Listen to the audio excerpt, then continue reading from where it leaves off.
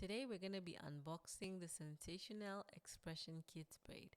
This is a 28-inch braid that comes in a bundle of 3 and it is the shortest braid in the Sensationnel African Collection line.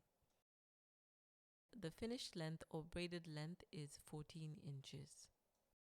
So this hair offers all the same convenience and quality of the Xpression African Collection, but made specifically for kids. The size of the bundles is the same as the other Sensationnel X-pression braids. So if we compare it to the 58-inch braid, you'll find that the bundle size is the same. The only difference is the length. Because this is the shortest pre-stitched braid that is commercially available, the next shortest length is the 18-inch braid. Let me know if you've ever used this braid before and what you think of it as compared to the other kids' braid like the Rua. If you would love to shop this and you live in Australia, I've got it available at my store, thebraidbesties.com.au. Thanks for watching.